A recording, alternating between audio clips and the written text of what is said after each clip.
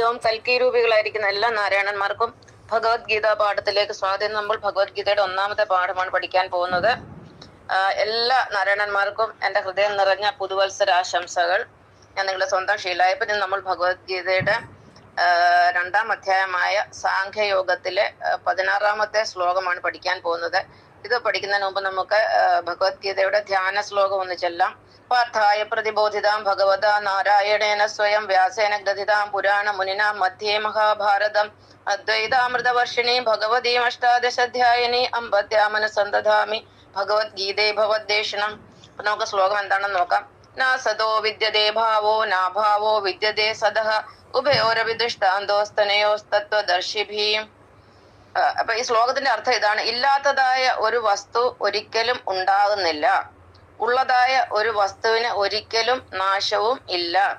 ഇത് രണ്ടും സൂക്ഷ്മ രൂപത്തിൽ തത്വദർശികളായ യോഗികൾ കണ്ടിട്ടുണ്ട്, അല്ലെങ്കിൽ യോഗികൾ മനസ്സിലാക്കിയിട്ടുണ്ട്. അപ്പൊ ഉള്ളത് ഇല്ലാതാകുന്നില്ല, ഇല്ലാത്തത് ഉണ്ടാകുന്നുമില്ല എന്ന തത്വം സൂക്ഷ്മദർശികളായ അല്ലെങ്കിൽ സമദർശികളായ യോഗികൾ കണ്ടിട്ടുണ്ട്. അവർക്കത് മനസ്സിലായിട്ടുണ്ട്. അത് എനിക്കും മനസ്സിലായിട്ടുണ്ട്.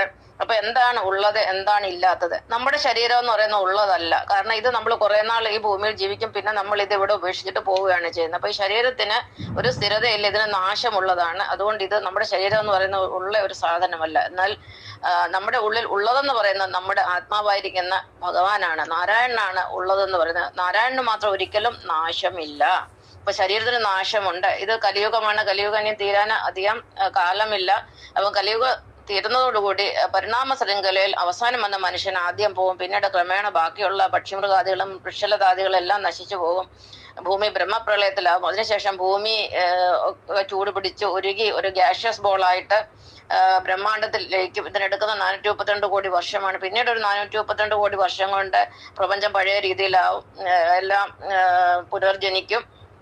അപ്പൊ ഇന്റർനെറ്റ് ഒക്കെ നമ്മൾ ഉപയോഗിക്കുന്ന ഇന്റർനെറ്റും ഒക്കെ ഇന്ന് മനുഷ്യൻ കണ്ടുപിടിച്ച് എല്ലാവരും വിചാരിക്കുന്നത് പുതിയ സംഭവമാണ്. ഇത് ഒരിക്കലും പുതിയതല്ല. ഇത് കഴിഞ്ഞ കലിയുഗത്തിൽ, അതായത് 864 കോടി വർഷം മുമ്പ് ഇതേ കലിയുഗം ഉണ്ടായിരുന്നു. അന്നുണ്ടായിരുന്ന മനുഷ്യര് കണ്ടുപിടിച്ചാണ് ഈ ഇന്റർനെറ്റും ബാക്കി കാര്യങ്ങളൊക്കെ. അത് തന്നെ അവർ തന്നെ ഇപ്പൊ പുനർജനിച്ച് അവരാണ് ഇത് കണ്ടുപിടിച്ച്. ഇനി നമ്മളെല്ലാം മരിച്ചു പോകും. അടുത്ത 864 കോടി വർഷം കഴിയുമ്പോൾ ഇതേ മനുഷ്യർ വീണ്ടും പുനർജനിക്കും. ഇതേ ഇന്റർനെറ്റ്, ഇതേ യുഗം ഇതുപോലെ തന്നെ വീണ്ടും ഉണ്ടാവും. ഇതാണ് ഇന്ന് സംഭവിച്ചുകൊണ്ടിരിക്കുന്നത്. അപ്പം ഉള്ള ഒരു വസ്തുവിന് നാശമില്ല, ഇല്ലാത്ത ഒരു വസ്തു ഉണ്ടാവുകയുമില്ല. ഉള്ള വസ്തുക്കൾ മാത്രമേ ഉണ്ടാവുകയുള്ളൂ, ഇല്ലാത്ത ഒരു വസ്തുവും ഉണ്ടാവുകയില്ല. ഇപ്പൊ ഒരു ഭൂഖണ്ഡം എന്ന് പറഞ്ഞാൽ അവിടെ ഉണ്ടെങ്കിൽ മാത്രമേ നമുക്ക് അതിനെ കണ്ടുപിടിക്കാൻ സാധിക്കുള്ളൂ. ഇല്ലാത്തൊരു ഭൂഖണ്ഡം നമുക്ക് കണ്ടുപിടിക്കാൻ സാധ്യമല്ല. ഇതാണ് ഈ ശ്ലോകത്തിന്റെ അർത്ഥം. നന്ദി, നമസ്കാരം.